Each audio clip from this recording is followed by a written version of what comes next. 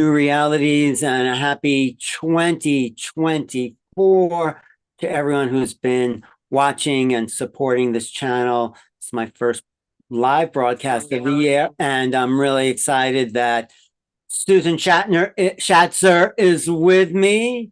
Energetic empowerment and a lot of stuff we're going to go into today because I just saw you work, Susan. I was very impressed, and you're doing something I don't think a lot of people do, which is really working with the personality energetically. So can you explain what exactly, how you qualify your work and how you get people back to their center and get rid of all the other attachments that may be stopping them from being their true self? So please let us, how do you do that? Absolutely. So I was sort of given like superpowers before I got here. Like my Okay. mom's water broke on August 22nd, and I wasn't born until September 8th. So, later in life, I did the math, and that's 18 days. And in the 60s, like that's not supposed to be able to happen. Like you're supposed to, your water breaks, the baby should come. Or they take the baby right away, so there's no other complications. Well, that didn't happen. I hung out in there for 18 days, and I've come to later understand that the Lord and I were having sort of a come to Jesus conversation, literally, about, look, this lifetime is way too heavy with, disease, illness, heartbreak, betrayal, resentment, guilt, like all of the low vibrational energies. And I was like, look, I'm tapping out. I'm I'm gonna stay here. And he opened his arms, Alan, and he showed me all these twinkling lights. And it was all, I asked, like, what are those? He said, those are all the souls that are waiting for you to get here. And you can't wait another lifetime. Like, you have to come now, because we incarnate here and in these human bodies for our soul's evolution. And we pre-register what we'd like to experience each time we incarnate. Hmm. So that's what happens. People understand that then when they get here, they are told that everything happens to them. But you And you didn't remember, you weren't conscious of the in utero conversation you had. When did you realize that's what happened to you and who you about are? a year ago, Oh, yeah, only a year ago? Because you've been doing this work much longer than a year ago. yes, but I didn't actually have the awareness because I hadn't asked a question. Because every Oh, time you ask a question, it empowers you. Anything else disempowers you. So I started asking more questions about it, and I got tapped on the shoulder, like, why don't you do the math on your birth? Because it was a story everyone knew about, water breaking and when I was born. but But did that empower you as a healer to be even more productive and excited and so what is your work then exactly? Tell people what you do. yeah, so you are spot on. That is a bullseye. It was because I was not willing to acknowledge my work as being something that would heal people. Because I thought, if I can't even heal myself, then how am I supposed to be able to like heal other people? And so it was a shift in the perspective on how I looked at things that actually, created the awareness, and then boom, all these other abilities like came online. So I go in and I help people with eliminating the attachments that they have through lifetimes with beings. And we don't understand or know, we aren't taught here that the language actually entraps us. It's a limitation. What do Like you when, mean the language? I don't know what kind of language? yeah, like, well, all languages, because language is just a frequency, everything's energy. So for instance, I'll give you the word like till death do us part. Well, you're the being, right, in the body, and you don't actually die. So till death do us part actually continues the attachment to that person as a vow through all eternity until someone like myself comes in and is able to, eliminate it. So So that's when you just one talk about example. attachment, but what do you mean by attachment? Please be specific. So, because we're all attached to something, maybe, I don't want to use that language, but yes, tell us about attachments. Yeah, so attachments happen when we use words like never and always. So never and always are forever words. So if you said to your children, like, I'll never leave you, or your adult parents that are maybe getting ready to cross over, like, I'll always be here for you, kind of a thing, those are forever words. So you are making a promise to them. So those are the attachments I'm talking about. They're oaths, vows, fealty, communities, blood oaths, promises, contracts, swearings, and agreements. And it could be something else. But it happens through every incarnation that we had, whether we're here or we were on a different planet or we were a different species. So we each have our own galactic team and our own angelic team. So I work with both of them with each client. But we've had millions of lifetimes. So just think of all the vows we've made and all the different planetary civilizations and energetic connections. So how do you get it back down to the core being? So exactly, that's what happens when I'm working with someone. I can see their lifeline. Their lifeline shows up horizontally, so past, present, future, and then their ancestrals, things that are passed down. They're called miasms. Come down, stack down this way to them. So Right. I clear through all time, space, place, dimensions, realities, universes, non-universes, parallel universes, things that are known and unknown to someone, said and unsaid, acknowledged and unacknowledged. And when that gets cleared, it's gone, like it's deleted and it's out of your field. Because when people come to me, Alan, their cup is so full. Like if we start to put more stuff in their cup, it's just going to spill on the table and the floor. We have to dump the cup out. So before I can start educating people on consciousness, awareness, and elevating their vibrational frequency, we've got to get rid of all the extra energies that are around us. Well, how do you do that? How do you actually clear it? So let me take a look with your energy. Can we use you as an example? Right, but before you do that, I just want to say, and I put the link for this thing in your chat there, if you want to send this out. When I first saw you for the very first time, you were working with these very heavy drug addicts, and you went back and you said, okay, show me the original personality, and the original personality was there, and then you helped clear this, and they noticed visible change. Actually, I didn't even like being around this person because it was so intense, all those attachments, that it was like, it's too much. So you cleared a lot. I don't know how you actually did that. And I don't know what you actually did, but I didn't even want to be in the room when those attachments were being let go, because it gets way too sticky for me. I mean, I don't know how you deal with it and stay clear. Maybe you want to talk about that, talk about how you're able to do that, and then we can work on some stuff I can work with. So, yeah. That would be great. That would be great. So I'm willing to be the most powerful and potent being in my reality now and in the future at all times. So there is nothing more potent than myself, and I'm willing to be that. So whatever heavy, sticky energy, like it's this big for me. I don't give it any power. It's just energy that is not of the being. A lot of times in our lives, we've made a decision to, you know what, I'm done. Like if I just went now, that would be okay with me, or we may have tried to take our own life, or may have been close to crossing over. All of those instances, we've actually invited in a helper, someone to help us out. Like all I need is some help. If someone could just help me out here, someone could just explain this to me. Well, there's a lot of other energies that are out there that are like, hey, you know what? You need an accountant. I used to be an accountant. I'll help you with your bookkeeping. Boom. They come down and you've created sort of a contract, an agreement with them that they would help you. And it's shown to me, the being, so the higher self shows me the car, which is representative for me of the body. And they're not in the driver's seat. Like there's another being in the driver's seat, like they're in the passenger seat or the back seat or the trunk, or they're not even in the car. Someone else is driving their vehicle and they are step back because that's what they said they wanted.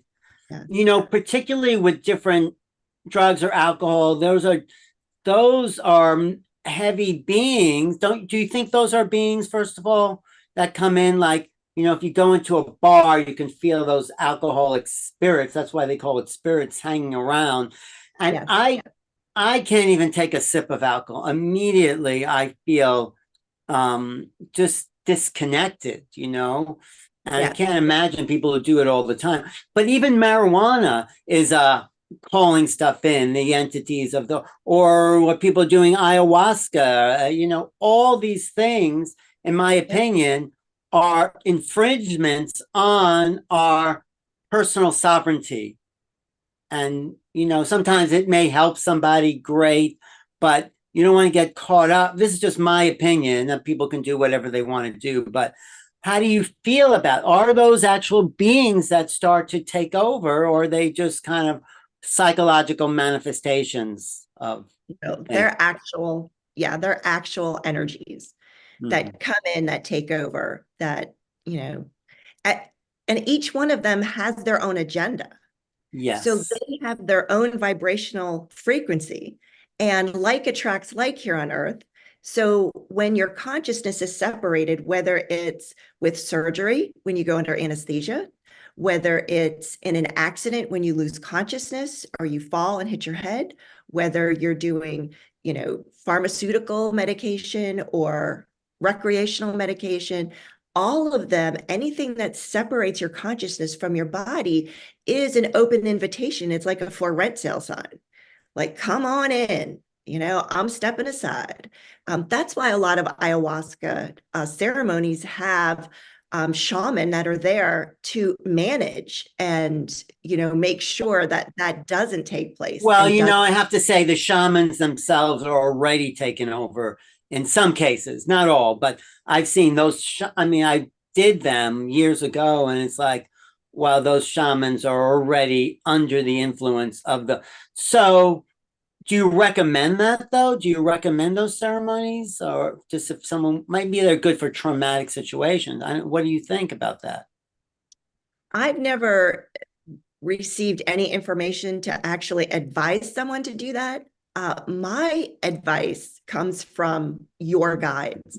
So, for instance, like a salt scrub, what happens is when we start removing things, we realize that we have what's called, what I refer to as Velcro, and I'm shown Velcro on the body. And you were talking about how it gets sticky. That's exactly what that is. And so other beings would like to attach other energies. And, our thoughts, feelings, and emotions are also energies. I Mhm. refer to them as people, pets, and problems. So when I work, I grid myself off and I grid the client off so nothing else is able to interfere at all. And I only work with the highest vibrational frequencies, like Well, God consciousness and gratitude and thankfulness. well, let's say someone is like addicted to an alcoholic, for instance, and how do you work on someone to remove those energies, and will that person then stay sober because you've done this sort of work with them or not? Yes. So the beauty about what I do is that it eliminates the energy that is manipulating the body and the mind. So the energies that are saying, oh, well, you haven't had one in a while. Oh, maybe you should go get one now. Or, oh, your body, is feeling different. Like, don't you like that other feeling? And so it'll put words in your head. They'll, create the, I don't know, the different, I guess, experiences that the body goes into when it's withdrawing. And I'm able to pull out those beings, that energy, and I send it. It's so with my work, Alan, I don't just take them, cast them out. So then they're still here on the plane. No, they're crossed over to the next best place for them. So that may be going back to the original frequency that it was before it chose to be or do anything when the universe was first created. That's 0 point. But how do you cast it out of somebody? Like how, Jesus did that, right? He cast out so how do you do it? So when people come to me who have this group of people, they show up like this. And this represents I describe it as gummy bears or gummy worms. You know, when you open that package up, they're all stuck together, Alan. You have to pull one off to eat it. Well, that's what it's like. You're all stuck together, like gummies together. So I have a clearing that I do, and it separates everyone. So everyone has their own energy. Everyone has their own frequency that's separate from each other. And then from that, everyone gets moved over. Wait, so you have a frequency that you do what? So someone comes to you, Uh-huh. and what do you do? How do you clear that? Because because I think you're good. I want to get you people coming to you because you can really help the planet and individuals be more productive. So how do you Yeah. actually do that? Well, we start in the beginning with muscle testing. So I empower all of my clients to muscle test. So there's a certain protocol that I have that is not out there for people to use so they can get a consistent yes or no, like if this is true or not for them, uh, with the muscle testing, and then empowers them to not have to go to a psychic or come to me all the time. You know, you are then empowered to then have a tool at your disposal to use from that moment on in the future. So that's where we begin. And then I support them. I'm able to also, you know, I can surrogate muscle tests, you know, for their energy in their body if they're really struggling with the technique. So I'll do that, and we'll get the truth about what's going on. So I can find out if they were the original occupant. Like, were they the ones that started with the body? Well, Were they? isn't that the point? You want to get back to the original one? Because when I saw you work with someone, there was someone else who came in and he didn't, the original one wasn't there anymore. And you said, okay, which I thought was a little weird because I thought, well, you want the original occupant, don't you? No. Oh. So what happens is we come down for our soul's evolution and we decide what we'd like to experience. Some souls only need the in utero experience. They Oh. only need the birth experience. The body's totally fine. Mhm. So they got their experience, they opt out, and someone else opts in, and it can all be arranged before you get You here. mean But like the a last, walk-in? Is that like a walk-in? yes, But they're not exactly. even aware that it's a walk-in. But what's the difference? What's So the original occupant is the one that is born, you know, yeah, or in I know. utero. And then at any time, there can be any other ones that walk in prearranged, like before the body was here, it was prearranged that they were going to come in at year 2 and stay to year 6. And then Right.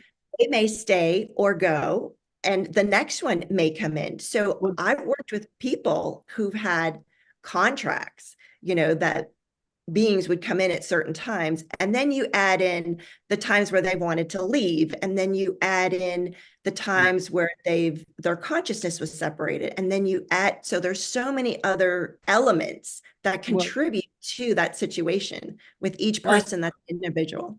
I want to be the original. I think I am. And maybe in your case, because you were in utero after your water broke, maybe there was another occupant that came in after in those 18 days that you said that where you were the upgrade of that entity. Do you think? No, I asked, and there was nothing in the body. Like But so, yeah. the being Okay. had his But anyway, so if somebody is overshadowed and they want to get back to their original occupancy, like, some, addiction or something, what do you actually do to shift those beings away so that person can come into wholeness? What yeah, great exactly do you? question. Yeah, that's a great question. So we take a look at everything that's taking place. So who's the last one in? The last one in normally gets to keep the body. However, if I'm working with, say, the third one in, right, and 1 and 2 have already left, or if 1 and 2 are still there, they can leave. Wait, And wait, wait. What you mean I'm as far as addictions, are you saying the last person in is like if that's an addiction sort of thing or what? this is talking about walk-ins. Oh, I And see. the Okay. fiction situation is where they've come in to manipulate the being, Right. and they've got to go. But in a walk-in situation, you ask for the last. Okay. But But if I'm say I'm working with Mary, right? And Mary's speaking to me and she's the third one in, but she's invited two or three other people. Yeah, two or three other people are coming before her to have the body. So I will negotiate with one, two, and three to have another choice that they'd like to do. And I help them move over to whatever choice they'd like to go. Sometimes people would like to go back to their family that and hang out in the graveyard. You know, some people would like to go back to a previous incarnation on a different planet. Some people would like to go back to Middle Earth. Like, I have no point of view. I have no judgment of whatever they'd like to choose. And I just help them go there. So then I'm working with Mary, and now she has her body all to herself because everyone before her, everyone after her is out. And then I help her get back in her body. And you can physically hear a difference in their voice, their personality, their body language when I'm speaking with each being. right. But if someone, right, I get that. That's a different situation from someone being a substance that has overshadowed that person's behavior, really. So how do you get those beings out of the person? Yeah. Yeah. So those beings, it's sort of like I'm going to be the most powerful and potent being in my reality. And just being that powerful, being in that stance, like it's non negotiable, like you're leaving. So you can either choose to go now or I can choose to remove you. You know, what would you like to do? I'd like to give beings a choice with how they exit. Because But what if all they don't want to? I mean, what does that mean? You're the most powerful. We could just say, no, I want to hang on to this person or something like that, right? How would you actually remove that? well, see, they don't get a choice. That's the thing. It's like, look, this is the being that I'm speaking with. This is the being that's in the body. Okay. This is the one that's here. You came in and attached yourself to them and you've been manipulating them ever since. Like, you're not needed here anymore. Like, I thank you. We thank them very much. We appreciate their contribution. Everything you've done has brought this person here today, now with me, in order for this to take place. And they've been in a no choice situation. So they've had no choice but to find beings that resonated at their same frequency, whether it was marijuana, alcohol, recreational drugs, whatever it happened to be. So I'm giving them the opportunity to have a different choice, because once they got connected with that person, there was no choice after that. Right. Makes What do sense? you think of?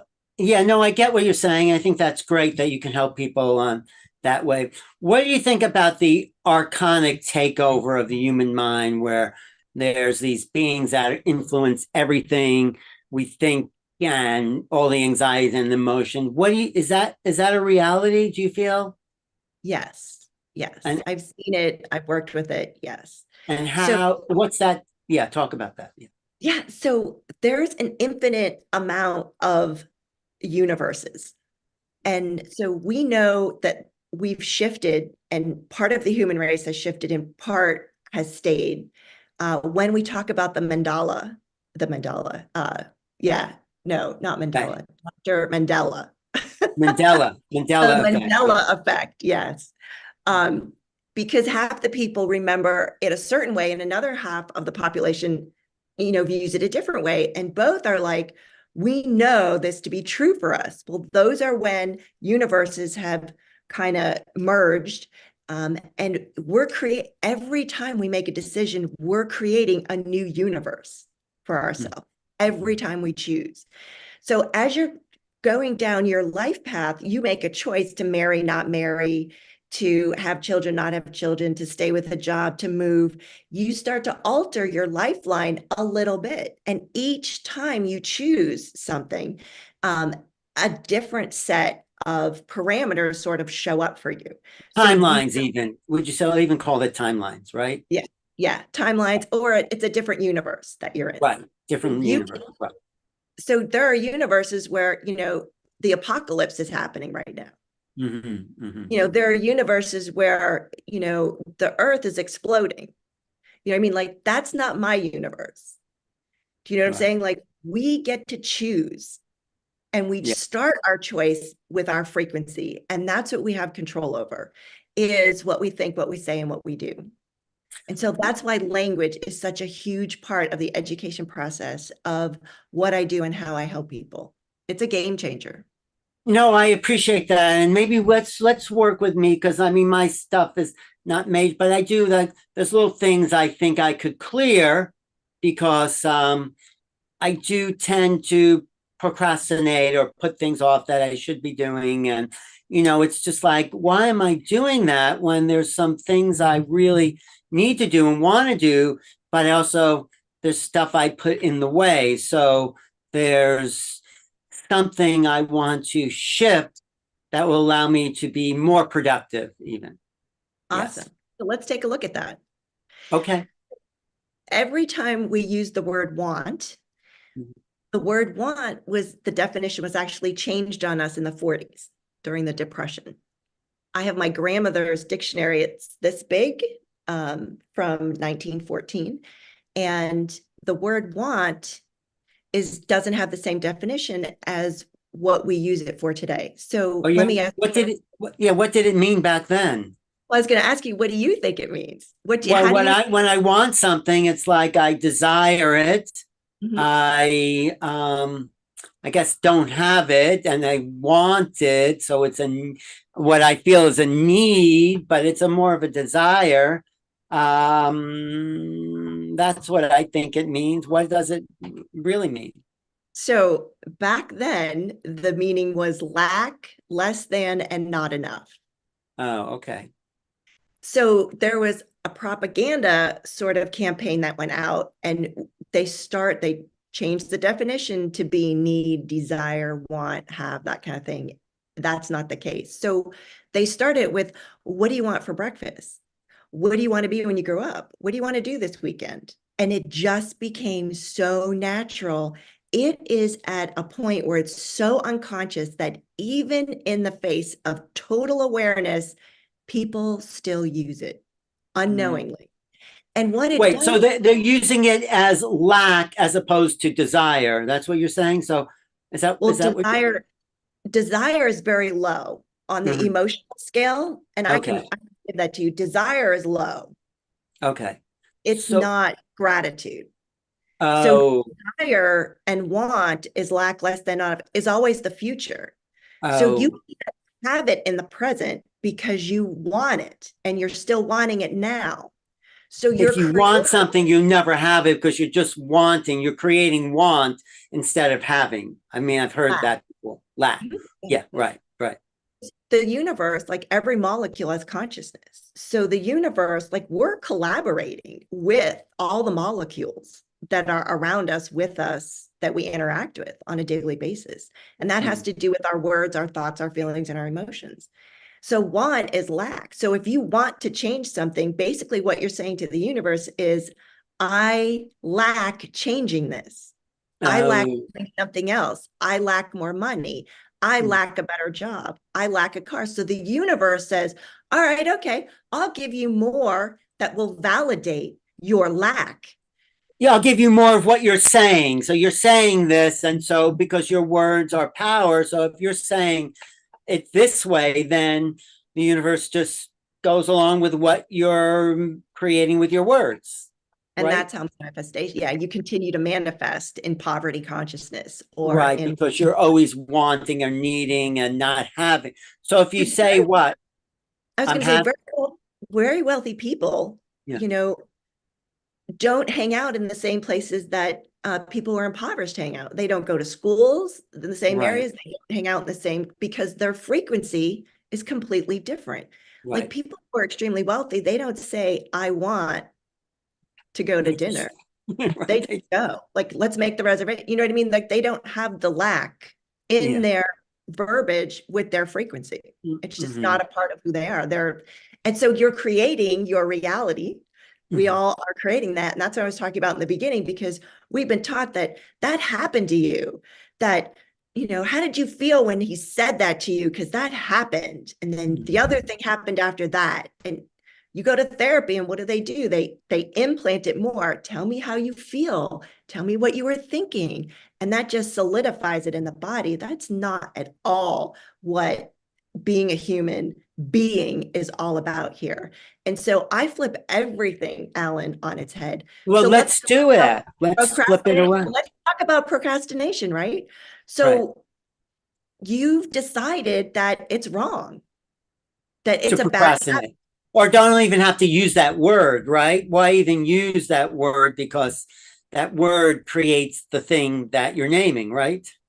You mean procrastination or Yes, making it that word. bad? Yeah, yeah. Oh, No, procrastination. no, procrastination meaning I'm putting something off. Uh-huh. Yeah. That's what it means to me. So my son is a procrastinator, right? Okay. Except we don't view it as a wrongness or a bad habit. It's a superpower because you don't need 5 days to clean your house. You need 1 hour. So you wait till the last minute, an hour before everyone's going to show up, and then you clean your house because that's all you need. But this reality has taught you that that's wrong. It's a bad habit. You need to fix it. You need to fix yourself. You're broken. This is what I'm talking about. I think we have to change the name. We can't let's just call it, what would be another way of putting it? Because yes, I'm doing other things that I want to do, but I also want to do this other thing, and I'm doing things that are substitute for the thing that really is drawing me. So maybe that's what I'm talking about. There's something that I'm putting off and doing little things. Yes. Yeah. So talk about getting through that. It's a frequency. So we're in polarity here. So something is either right or wrong, good or bad. That's it. So being neutral is the key to creating in this universe. Because if you're at the end where you've decided you're wrong, Alan, like procrastinating, and just for your knowledge, when you were just explaining to me, you used the word want twice. Oh my God. Thank you for pointing. So that's what I'm saying. Even in the face of total awareness, like it's been ingrained and entrained, and it's so in there that it's unconscious. So how would you help me? So I'm going to go in. Yeah, I'm going to go into your unconscious. Okay, good. Yeah, so your subconscious creates your reality. Like science has proven that. So I go into your subconscious and take out the unconsciousness that you have. What would be the unconsciousness? Well, let's check it out. Unconsciousness is the frequency that that procrastination is wrong, that it's a bad habit, that you have to fix it and change it. Well, that's not just I mean, I get that part. But wait, hold on. If you want to do something else instead of procrastinating, right, then you lack it. So the universe is going to continue to give you the lack. So you can't break the habit. You're in a loop. I live here in Daytona Beach, so I use the Indy 500. So you're in a loop, Alan, right? And you're looking for the checkered flag because you know you won the race, right? You're looping around and you're trying really hard to not procrastinate. And you're trying to get a list together and you're trying to get focused. And you're trying to. I'm not really trying hard not to procrastinate because I'm engaging in that as well. But I do want to I think the thing is focus. That I want to focus on what my main objectives are. Let's put it that way. Yes. What can you do about that? So, I mean, we have to eliminate the unconsciousness. So anytime you make something right or wrong, okay, you've created a limitation.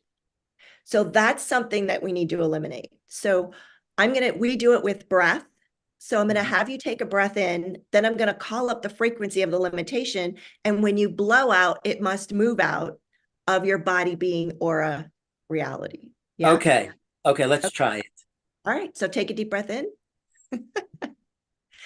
Cool. So anything that aligns and agrees or resists and reacts to Alan's point of view, his belief, the decision that he's made, that procrastination is a wrongness, it's a bad habit, and not a superpower, would we all please destroy and uncreate that with him?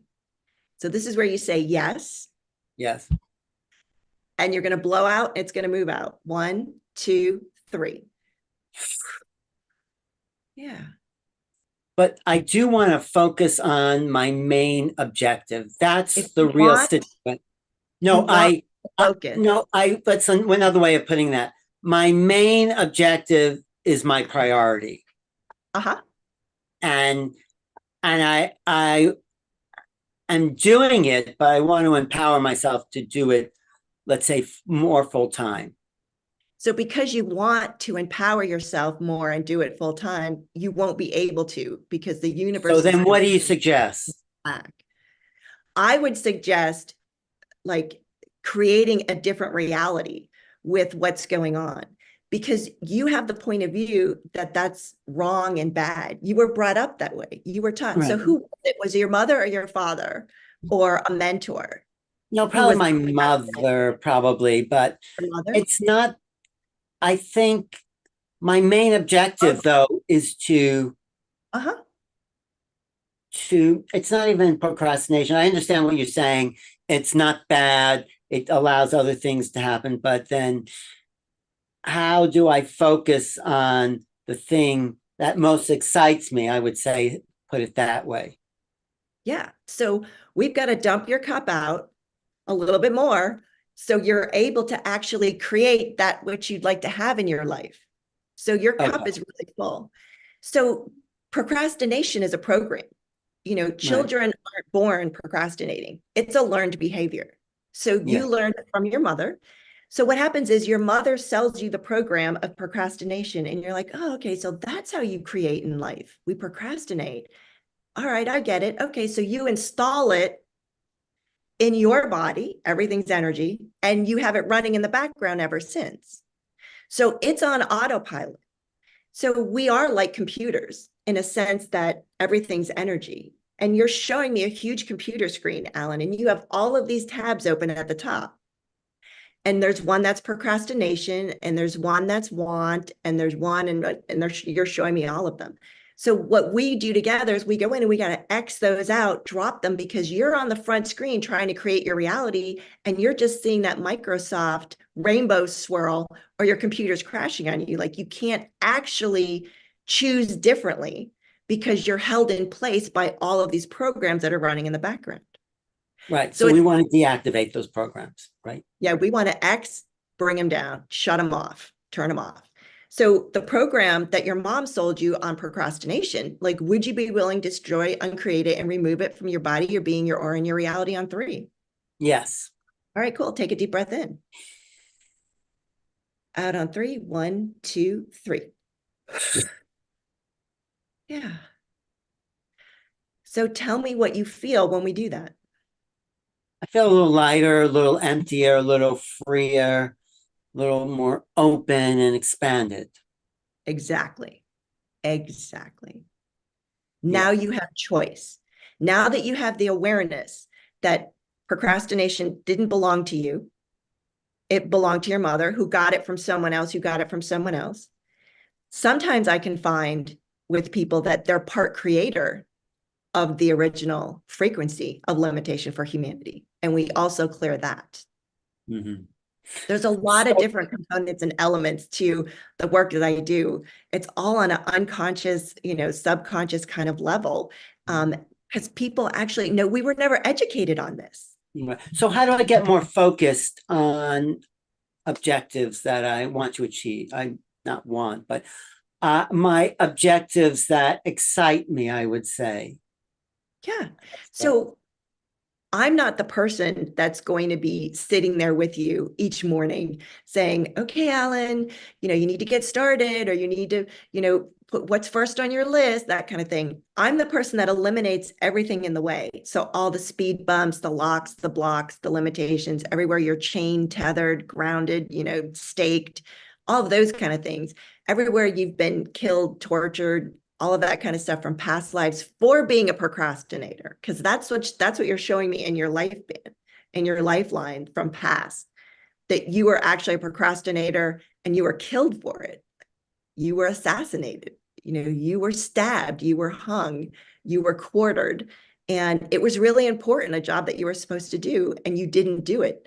And so you were made wrong, you made yourself wrong, and you used the words always and never, like, I'll never forget this. I will always remember this. And therefore, if you never forget something and always remember it, then you have to continue to do it. Because it's So how do I wipe that out? How do I wipe all those old karmic patterns out? Let's do it right now. Let's do it. Yeah, absolutely. So, Truth Allen, would you be willing to destroy and uncreate all of the lifetimes, places, and spaces where you were tortured, killed, murdered, and such? So it's something else, because it could also be something else that we haven't like figured out yet or identified. Be willing to destroy and create it and remove it from your energy field, your body, and your being. Yes. Yes. Okay, yes. cool. So we're going to need to rescind, revoke, recant, reclaim, renounce, denounce, destroy, and remove this frequency on 3. Take a deep breath in. 1, 2, 3. Yeah. Yeah. Like there's the settling in of spirit. Mm. You know, there's the mind chatter, you know, the staticness. It was static. So when you remember our old radio stations we used to have as a kid, and in the car you would turn the dial. That's where you're dialing in on the limitation, right? And then you get it and we're eliminating it. So now you have a clear frequency on that channel, on that station. It's not that static limitation anymore. Okay, I feel it. I do feel clearer. I do feel refreshed, actually. Yes. So that's great. And this is just minor compared to the things that you really big thing. I mean, big for me, but you know, there's a lot of other things that people are dealing with that you could really help them Yes. And with. when we move massive amounts of energy like this, your body is going to need some elements. So it's going to ask you for water, salt, or sugar, or all 3. So because I'm working with you, and then anyone who watches this will also receive all these clearings as well. So I recommend all of my clients, they run our sessions together in the background on low volume because it will continue to unravel things for them. See, the body can only receive so much change at one time, Alan, that we have to stop. You know, it can only receive so much and then it like shuts down. Like I've had, you know, people who like, I have to go lay down, you know, like they have to take a nap for a couple hours, like just decompress kind of a thing. So right now, all your molecules are playing the, do you know the Tetris game where the blocks kind of come down and you move them over and you right? And then that disappears. That's what your molecules are doing. Like there were spaces in your energy field and in your body that were holding on to what we just eliminated. So now your body is doing what we used to do with our computers, the defragmentation program. Where it would go in and it would pull out all the spaces and put everything back together and you'd have more memory, more room, and you know, it just and worked. More power to create. Yes, that's what we're doing. That's what we're doing. Thank so you. honor your body. If it would like water, salt, and sugar, all 3 are in a soda. If you have I feel like water is probably the best for me. Okay. Yeah, sugar or salt, I don't do well with, but I have great water. I have hydrogen water here, which is really fantastic. So I know you have to go soon. What were you saying? I said, that's beautiful. That's beautiful. Your body's like, yes. So I would recommend, so this is from your angelic team and your galactic, to do a salt scrub. I love salt scrubs. Yes, I'll do that. Yep. And any kind of, like I use olive oil or grape oil. So you rub the salt on your body and then well, you make a scrub. So it's the salt and the oil. And then so you get so it's not olive oil, but it's like the grape or the avocado, like the organic ones. Yeah. And you make a little scrub with it and it's sea salt or kosher salt, not the white bleach salt. And then if you've got some oils that your body resonates with, so for instance, my body loves frankincense. I'll drop a little bit of frankincense in it if my body says yes for that. I Or it like may, bergamot. I like sandalwood. I like sesame. Anyway, I have some good oils here. So I scrub my whole body, take a bath, then wash it off, and yeah, that you're not going to use soap. no soap, no, just No, the so oils. just rinse it off. Yeah, just rinse it off. And if you can keep it on for 8 minutes, Okay. because that's going to, you're going to, if you can see outside of this dimension, and that's a whole other conversation that would be really cool to have with you. Okay. It'll start to dissolve. Mm-hmm. It dissolves your Velcro. And that's the Velcro of these old attachments, these old. Well, the Velcro is your belief system. Oh, okay. Because that's what attaches is your belief. Like you believe something to be true or right or correct or perfect or wrong, bad, terrible, awful. So it attracts more light to that. So those beliefs are actually things, thoughts are things, and they really attach to the emotional body, which is the physical body, which is the etheric body. So I know you have to go soon, but tell people how to find you and do these sessions, because you do very deep sessions. This was just a little brief that helped me, but you go into a lot of, I mean, whatever it is, relationships or, abundance consciousness or in a good way, all that stuff. Career, sex, body, health, whatever it happens to be for that person. The cream rises to the top, Alan, and that's when I'm able to brush that cream off. And then the body needs time to defragment and put all the molecules back in place. Then we get together and more cream will have risen to the top and we can get rid of that. And do you ever get anyone who's completely clear? Oh, yeah. Yeah. Okay. Well, there's no such thing as completely clear. Like, I don't even think I'm completely clear. Like, I'm still discovering things that I find important. Then I'm like, really? Because I made it a thing. Right.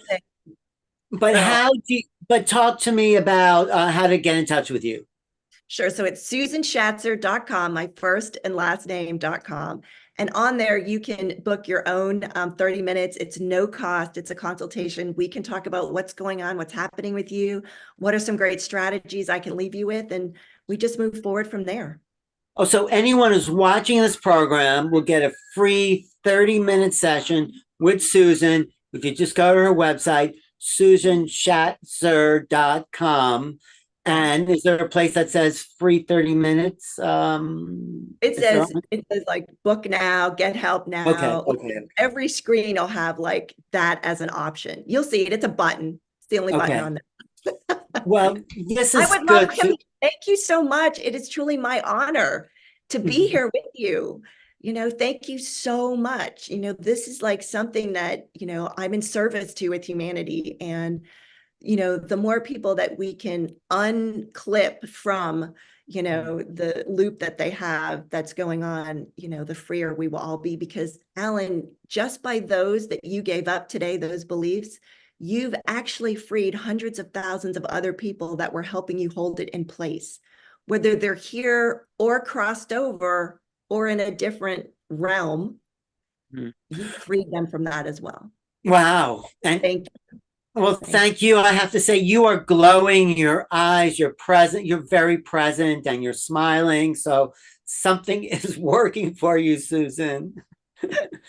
That's so funny. I love what I do. I don't always have, the best way of describing it because I don't know anyone else out there. I haven't been able to find anybody else who does what I do. So I don't know. Who was your mentor? How did you learn this? Did you have a mentor? No. Well, really? I started asking, like, I got diagnosed with MS like 8 months after my son was born, and like my whole world fell apart. Like I realized I was in an abusive marriage and my closest family was 10 states away. I was like, this is not happening. And I realized, wow, I need to start asking some questions because I was in conclusion the whole time. And that actually opened up everything that I've been able to uncover, identify, discover since that point. So Did you change that diagnosis? Did you change that whole thing around? Yeah, it's interesting. So when I go in to get my scans done, they just put, she has more than 20 lesions on her brain. And they don't even get to count them all. There's so many. And then on my spine, it's cervical and thoracic. There's 1 or 2 on every spot. And when this is presented to the neurologist, they see me walking, talking, moving without any limitation. And they're like, we do not know how you're doing that, because just 1 lesion, you will not walk again. I said, I know. I said, this is by the grace of God that I'm able to do this. It really is. But you don't have any symptoms, right? You're symptom free. Yeah. Because you've changed the belief. But yeah. A lot. There was a lot that I started creating new neural pathways.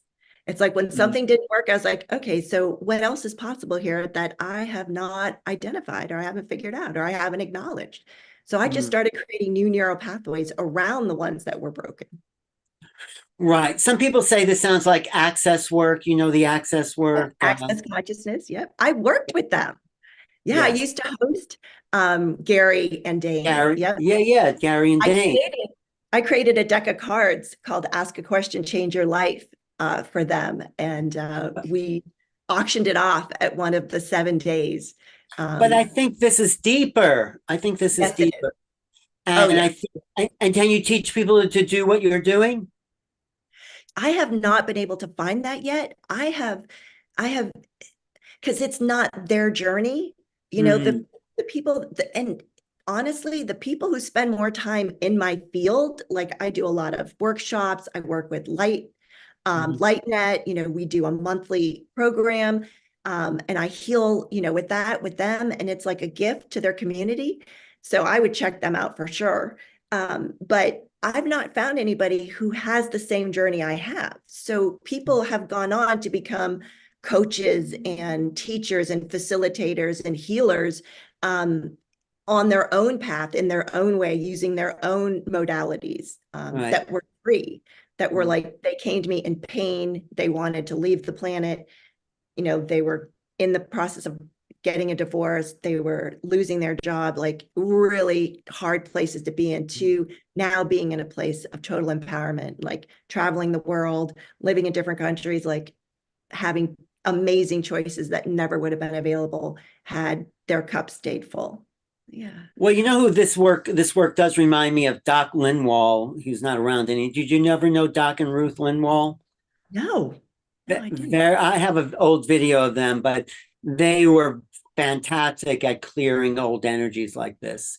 Very deep. I'll see if I can find something. I'll send it to you, because I would love it. Maybe I'm channeling them. You might be, because they're working with me. They might be. Doc Linwall, he was pretty amazing. So, but I love it. It's always refreshing. Let's stay in touch. Thank you. Thank you. You are so welcome. Thanks for clearing. I do feel a little shifted, I have to say. And if you're watching, you can get Susan's information, SusanShatzer.com, and subscribe to this channel and take out a super chat. Let me know what you think. And thank you for watching. I'll be doing more interviews coming up tomorrow. I'm interviewing Whitley Strieber. So do you know Whitley? Do you know him? Yeah. You're going to have some fun. Guy. Yeah. Yeah, I know him, and he's great. He's really a visionary into these other dimensions. So thank you, Susan. I know you have to go, but lightnet.org is also something me and Susan are a part of. And so go there too, Zinka, and are you going to be at the Conscious Life Expo? No, I've got something going on here in Florida. Oh, all right. But let's energetically, I'll be there. I'll be hanging out with you guys. Thanks, Susan. Thanks so much. Welcome. Thank you. This is Alan Steinfeld. Be in touch, okay?